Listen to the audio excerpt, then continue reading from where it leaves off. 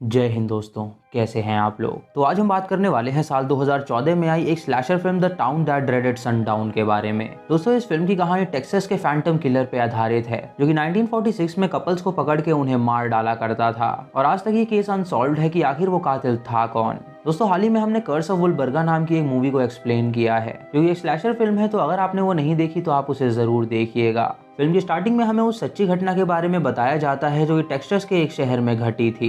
1946 में Phantom killer बहुत ही प्रचलित हो गया था और वो टेक्सारकाना के कपल्स को ढूंढ के मार रहा था। सभी लोग उसके नाम से डरा करते थे, जिसकी वजह से वो रात को अपने घर में ही रहते थे। उसके करीब 8 विक्टिम्स थे, जिसमें से उसने करीब 5 मर्डर्स किए थे। 1976 में उसी किलर पे एक फिल्म बनाई गई जिसका नाम था the town that dreaded sundown. वो फिल्म काफी हिट हुई और वहाँ के लोग उसे अक्सर देखा करते थे। फिर कहानी प्रेजेंट में आती है, जहाँ हम एक कपल को देखते हैं जिनके नाम होते हैं कोरी और जेमी। ये दोनों एक ड्राइव इन थिएटर में बैठे होते हैं, जहाँ पे ये उसी फिल्म को देख रहे थे। जेमी वो फिल्म देख के काफी डिस्टर्ब्ड हो जाती है, तो वो कोरी से कहती है कि उन्हें यहाँ से चलना चाहिए और कोरी उसकी बात मान के गाड़ी स्टार्ट करता है और वहाँ से निकल जाता है। वहीं पे हम एक रेवरेंट को देखते हैं जो कि अपना पर्चा बांट रहा था, क्योंकि बहुत कम लोग उसके चर्च में आया करते थे और वो चाहता था कि ज्यादा से ज्यादा लोग उसके चर्च में आए। कोरी जेमी को एक सुनसान एरिया में ले जाता है और वहाँ पे कार रोकता है। जेमी कोरी से कहती है कि वो बहुत जल्द ये शहर छोड़ के चली जाएगी, क्योंकि उसने एक कॉलेज में अप्लाई किया है और वहाँ से एप्लीकेशन आने के बाद वो यहाँ से चली जाएगी। कोरी ये सुन के कहता है कि वो उसके लिए बहुत ज्यादा खुश है और ये कह के वो उसे किस करता है। तभी जेमी जंगल की ओर देखती है, जहाँ पे फैंटम किलर का मास्क पहना एक बंदा उन्हें घूर रहा था। वो कोरी को इस बारे में बताती है, तो वो दोनों उसे देख के डर जाते हैं। उन्हें लगता है कि शायद कोई बंदा उनके साथ प्रैंक कर रहा है, इसीलिए वो उसे इग्नोर करते हैं और वहाँ से जाने का प्लान बनाते हैं। तभी वो मास्कमैन गन लेके उनके सामने आ जाता है और कोरी पे हमला कर देता है। वो कोरी से कहता है कि वो अपनी पैंट उतारे और जमीन पे लेट जाए, लेकिन कोरी उससे कहता है कि वो ऐसा नहीं करेगा। जेमी उसके हाथ में गन देख के डर जाती है, तो वो कोरी से कहती है कि जैसा वो कह रहा है वो वैसा ही करे। कोरी उसकी बात मान के अपनी पैंट उतारता है और वो लेट जाता है और उसके बाद वो कातिल जेमी से कहता है कि वो पीछे मुड़े। जब जेमी पीछे मुड़ती है तो वो कोरी को स्टैब करके जान से मार डालता है और ये देख के जेमी बहुत डर जाती है और वहाँ से भागने लगती है। वो कातिल जंगलों में उसका पीछा करता है और उसे पकड़ लेता है। वो उसे जान से नहीं मारता और उसके कान में उससे कहता है कि ये मैरी के लिए है।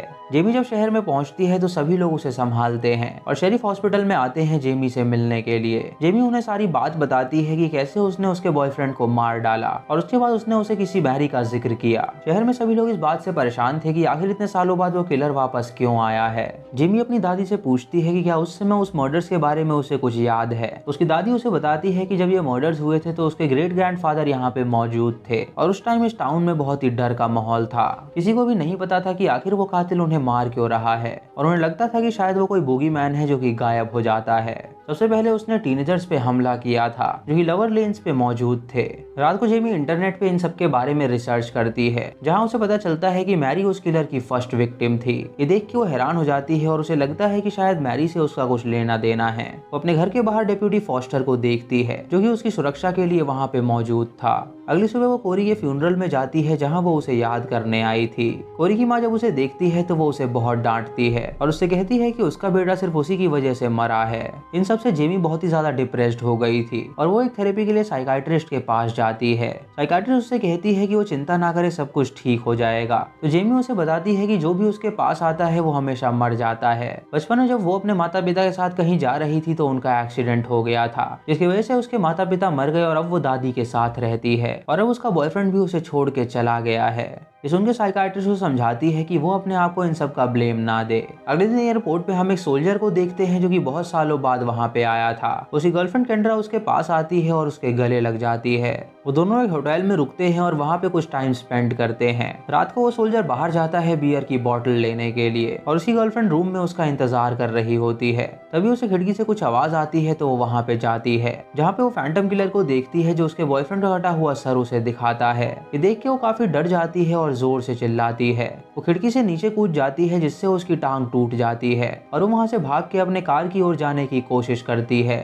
तभी फैंटम किलर उसे पकड़ लेता है और उसे भी जान से मार डालता है। उसके बाद वो जेमी को कॉल करता है और उससे कहता है कि वो इस टाउन में तब तक मर्डर करेगा जब तक वो मैरी के बारे में लोगों को नहीं बताएगी। जेमी डेप्यूटी फॉस्टर को अपने पास बुलाती है और उसे सारी बात बताती है। डेप्यूटी उससे कहता है कि वो चिंता ना करे, वो पर्सनली इन सब चीजों को इन्वेस्टिगेट करेगा। अगले दिन न्यूज में सोल्जर और उसकी गर्लफ्रेंड की मर्डर की खबर आती है, जिसे देख के सभी टाउन वाले हैरान हो गए थे और सोचने लगे थे कि आखिर वो कातिल वापस क्यों आया है।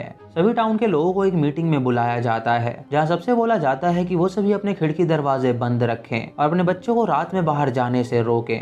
जेमी स्कूल के लाइब्रेरी में जाती है ताकि वो उस किलर के बारे में रिसर्च कर सके। वहाँ रिसेप्शन पे उसे निक नाम का लड़का मिलता है, जो कि उसका पहले क्लासमेट हुआ करता था। वो निक से मदद मांगती है तो निक उसे बेसमेंट में ले जाता है, जहाँ पे उस किलर से रिलेटेड वो उसे कई सारे पेपर्स देता है, जिससे कि उसके रिसर्च में उसकी मदद हो सके। जेमी उन फाइल्स में देखती है कि 1946 मर्डर्स में एक आदमी को गिरफ्तार किया गया था और कुछ लोगों का मानना था कि वही किलर था। इधर पुलिस स्टेशन में एक ऑफिसर को अपॉइंट किया जाता है उस केस की छानबीन करने के लिए, और वो ऑफिसर अपनी टीम से कहता है कि वो सभी काम पे लग जाएं। शाम को जेमी अपने घर पहुंचती है तो उसे एक लेटर मिलता है, जिसमें वो कॉलेज की एप्लीकेशन थी जो कि उसे अपने पास पढ़ने के लिए बुला रहे थे।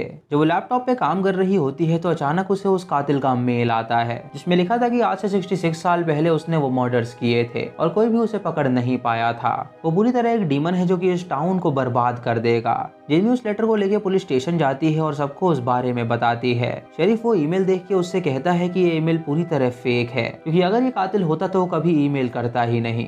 वो उन्हें ये भी बताती है कि उसने उस किलर के बारे में कुछ रिसर्च किया है और कई साल पहले बेंजामिन सिविल नाम के एक आदमी को गिरफ्तार किया गया था और ऐसा माना गया था कि शायद वही कातिल है। डेप्यूटी उसे बताता है कि वो बंदा सिर्फ एक चोर था जिसको गलती से उन्होंने गिरफ्तार कर लिया था और वो फैंटम किलर बिल्कुल भी नहीं था। ये सुन के जेमी उससे कहती है कि उसका एक बेटा भी था जो कि पूरी तरह पागल था और उसे लगता है कि शायद वो अपने पिता की मौत का बदला सबसे ले रहा है। डेप्यूटी उसे बताता है कि 2 साल पहले उसके बेटे की मौत हो चुकी है, तो उसका बेटा फैंटम किलर हो ही नहीं सकता। शाम को जेमी से मिलने के लिए निक आता है, जो कि उसके लिए और भी डॉक्यूमेंट्स लेकर आया था। जेमी उससे पूछती है कि आखिर वो उसकी मदद क्यों कर रहा है, तो निक उसे बताता है कि स्कूल टाइम से ही वो उससे बात करना चाहता था, लेकिन वो उससे बात करने की हिम्मत नहीं जुटा पाता था और अब उसे मौका मिला है उसकी मदद करने का, तो वो उसका साथ देने के लिए तैयार है। वो उसे ये भी बताता है कि हाई स्कूल में कोरी को श्रद्धांजलि दी जा रही है, तो शाम को वो उसके साथ हाई स्कूल में चले। वो दोनों जब वहाँ पे पहुँचते हैं तो देखते हैं कि वहाँ पे सब लोग मौजूद हैं और तभी जेमी अपनी तरफ उस फैंटम किलर को आते हुए देखती है। पुलिस से देख के तुरंत उसे शूट कर देती है, जिससे वो फैंटम किलर मर जाता है। और जब जेमी उसका मास्क हटाती है तो वो देखती है कि वो उनके स्कूल का ही एक स्टूडेंट था। शहर में एक खबर फैल जाती है कि फैंटम किलर मर गया है और सभी लोग इस बात का जश्न मनाने लगते हैं। एक गे कपल जब सेलिब्रेट करके बाहर निकलता है तो वो फैसला करते हैं एक सुनसान जगह पे जाने के लिए। वो दोनों वहाँ पे पहुँचते हैं और सोचते हैं कि अब वो दोनों क्या करेंगे। तभी वो अपने सामने फैंटम किलर को देखते हैं, जिसे देख के वो काफी डर जाते हैं। वो किलर उन दोनों पे हमला कर देता है, जिससे कि वो बेहोश हो जाते हैं। जब एक बंदे की आंखें खुलती हैं तो वो अपने आप को बंधा हुआ पाता है। अपने सामने वो अपने दोस्त को देखता है जो कि जख्मी हालत में चिल्ला रहा था। तभी वो फैंटम किलर उसके दोस्त को शूट कर देता है, जिससे उसकी मौत हो जाती है और उसके बाद वो एक इंस्ट्रूमेंट में चाकू लगाता है, जिससे वो उसको मारने वाला था। उस इंस्ट्रूमेंट को बजाते हुए उसके पीठ में चाकू भोंकता है, जिससे कि उस बंदे की भी वहीं पे मौत हो जाती है। अगली सुबह जेमी डेप्यूटी फॉस्टर के पास जाती है उसे कॉफी देने के लिए, जहाँ फॉस्टर उसे बताता है कि जिस लड़के को उन्होंने कल मारा था वो असली फैंटम किलर नहीं है। कल रात को 2 लड़कों की मौत हुई है जिसका पैटर्न उस फैंटम किलर की तरह ही है, यानी असली फैंटम किलर अब भी जिंदा है और वो मर्डर्स कर रहा है। वो उसे ये भी बताता है कि उस लड़के ने ऐसा इसीलिए किया क्योंकि वो आत्महत्या करना चाहता था, इसीलिए वो उस किलर का मास्क पहन के वहां पे आया ताकि वो लोग उसे मार डालें। ये सुन के जेमी हैरान हो जाती है और सोचती है कि आखिर ये सब कब खत्म होगा। रात को जेमी निक से मिलने जाती है और उसे अपने बचपन का इंसिडेंट बताती है, जब वो और उसके माता पिता कहीं जा रहे थे और उनका एक्सीडेंट हो गया था। निक ये बात सुन के उसे किस करना चाहता है, जिससे जेमी उसे रोक देती है और उसे तुरंत वहां से भगा देती है। अगली सुबह ऑफिसर और शेरिफ रेवरेंड से मिलने आते हैं, क्योंकि उन्हें पता चल गया था कि जेमी को वो ईमेल रेवरेंड ने ही किया था। वो लोग उससे पूछते हैं कि आखिर उसने वो मेल क्यों किया, तो रेवरेंड उससे कहता है कि उसका चर्च पूरी तरह खाली रहता था और इस मेल के बाद लोग उसके चर्च में आने लगे, जिससे उसका चर्च पॉपुलर हो गया। रात को निक जेमी के घर आता है उससे मिलने के लिए और जेमी उससे माफी मांगती है उसके ऐसे बर्ताव के लिए। निक उसे माफ कर देता है और उसके लिए वो एक नेकलेस लेकर आया था। उसे वो नेकलेस पहनाता है और उससे कहता है कि वो उससे प्यार करता है और जेमी भी उससे अब कहीं ना कहीं प्यार करने लगी थी। इधर शरीफ अपने घर में एक लड़की के साथ होता है और तभी उसकी खिड़की पे फैंटम किलर आता है जो कि खिड़की से उसे शूट करके मार डालता है। वो लड़की जब ये देखती है तो वो वहाँ से भाग के फार्म की ओर जाती है। वो खेतों में छुपने की कोशिश करती है लेकिन वो कातिल उसे ढूंढ लेता है और उसे भी वो शूट करके जान से मार डालता है। अगली सुबह उस फार्म का ओनर जब बाहर निकलता है तो वो अपने स्केयर क्रो की तरफ देखता है जहाँ पे उसे लड़की की लाश लटकी हुई दिखती है और वो तुरंत पुलिस को कॉल करता है। ये खबर पूरे शहर में फैल जाती है और सभी लोग इससे काफी डर जाते हैं। जेमी और निक उस डायरेक्टर के बेटे से मिलने जाते हैं जिसके पिता ने 1976 में फैंटम किलर पे मूवी बनाई थी। वो उनको बताता है कि वो उसके पिता की सबसे बेहतरीन मूवी थी और उन्होंने वो फिल्म बनाने के लिए बहुत सारी रिसर्च करी थी। वो उन्हें हैंक मैक्रेडी नाम के एक आदमी के बारे में बताता है जो कि फैंटम द किलर का 6th विक्टिम था। उसकी लाश पुलिस को रेलवे ट्रैक पे मिली थी और वो पूरी तरह कटी हुई थी और लोगों का मानना था कि शायद उसने आत्महत्या करी थी। लेकिन जब उसके केस में रिसर्च किया गया तो उन्हें पता चला कि वो फैंटम द किलर का काम था। उसने उसकी बॉडी को ब्रूटली काटा था और उसे रेलवे ट्रैक पे छोड़ दिया था। मैक्रेडी के बारे में किसी को नहीं पता था क्योंकि ये खबर अखबार में भी नहीं छपी थी और मैक्रेडी और उसके परिवार को इस बात से बहुत ही ज्यादा दुख हुआ था। वो चाहते थे कि मैक्रेडी की कहानी सब लोग जाने लेकिन कोई भी उनकी बात सुनने के लिए तैयार नहीं था। उसके पिता उनके घर में गए थे और उन्होंने देखा था कि वो लोग काफी गरीब हो गए थे और उनका एक ग्रैंडसन था जो कि बहुत ही ज्यादा इंसेन था। वो उन्हें बताता है कि उसे लगता है कि मैक्रेडी का ग्रैंडसन ही अब मर्डर्स कर रहा है ताकि वो अपने दादा की कहानी सबको याद दिला सके। जेमी उससे पूछती है कि मैक्रेडी की बीवी का नाम क्या था तो वो उसे बताता है कि उसकी बीवी का नाम मैरी था। ये सुन के जेमी हैरान हो जाती है क्योंकि उस कातिल ने उसके कान में वही नाम बोला था। निक को उस डायरेक्टर के बेटे की कहानी बेकार लगती है और वो जेमी से कहता है कि वो उसकी बातों पर विश्वास ना करे। जेमी जब अपने घर पहुंचती है तो उसकी दादी उससे कहती है कि आज दूसरा लेटर उसके कॉलेज से आया है और वो लोग उसे वहाँ पे बुला रहे हैं तो अगली सुबह वो लोग यहाँ से निकल जाएंगे। जेमी निक को कॉल करती है और उसे इस बारे में बताती है तो निक रात को उसके घर में आता है उससे मिलने के लिए। जेमी उसे किस करती है और वो दोनों वहाँ पे इंटीमेट भी होते हैं। जब निक वहाँ से जाता है तो जेमी उससे कहती है कि वो संभल के जाए। जब वो थोड़ी दूर पहुँचता है तो वो फैंटम किलर उस पर हमला करके उसे मार डालता है। सुबह होते ही जेमी और उसकी दादी कार में बैठते हैं और वहाँ से निकलने वाले होते हैं और तभी जेमी डिप्टी फॉस्टर के पास जाती है और उसे वो फाइल थमाती है। उससे कहती है कि उसे पता चल गया है कि वो कातिल कौन है तो वो मिस्टर मैक्रेडी की फाइल को डिप्टी को दे दे जिससे कि वो केस पूरी तरह सॉल्व हो जाएगा। उसके बाद वो अपनी दादी के साथ उस टाउन से जाने के लिए निकल जाती है। वो एक गैस स्टेशन पे रुकती है कुछ चीजें खरीदने के लिए लेकिन तभी बाहर से उसे गन शॉट की आवाज आती है।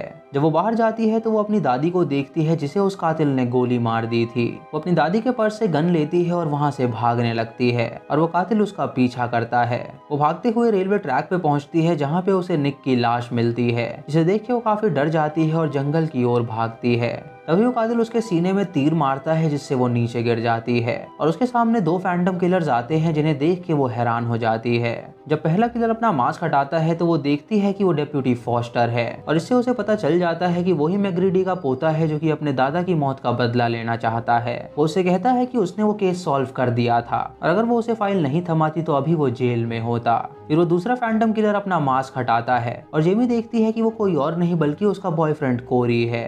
उसे देख के वो हैरान हो जाती है और कहती है कि वो जिंदा कैसे हो सकता है, उसने अपनी आंखों के सामने उसे मरता हुआ देखा था।